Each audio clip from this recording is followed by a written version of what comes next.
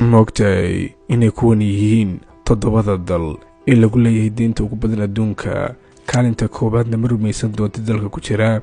haddaba kaalinta toddobaad waxaa ku jira dalka Jarmalka, waxaana lagu leeyahay lacag gaadhaysa 2.8 trilyan oo dollarka Mareykanka.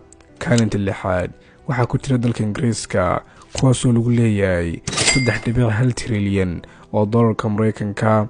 kaalinta shanaad waxaa ku jira dalka Faransiiska, waxayna gaadhaysaa lacagta lagu leeyahay 3.1 trilyan oo dollarka Mareykanka. kaalinta afaraad waxaa ku jira dalka Italy, kuwaasoo ay gaadhaysa diinta lagu leeyahay 3 trilyan oo dollarka Mareykanka. kaalinta saddexaad waxaa ku jira dalka Japan, waxayna gaadhaysaa diinta lagu leeyahay in ka badan 9 trilyan oo dollarka Mareykanka.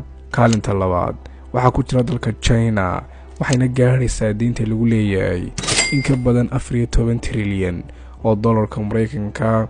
kaalinta koowaad waxaa ku jira dalka aad ogaan doonto kadib marka aad like saarto muuqaalkan, waxaana dalkan lagu leeyahay in ka badan 34 milyan oo dollarka Mareykanka. dalkaasina dalkala maaha ee waa dalka Mareykanka. haddaba daawade, adiga su'aal haddii aan ku weydiiyo, waa kii waddanka kaa yaabiyey? qaybta kommentiga hoose iigu sheeg. ha iloobin inaad follow noo saarto youtube-ka iyo facebookka profileka saaranna aad subscribe dhaado.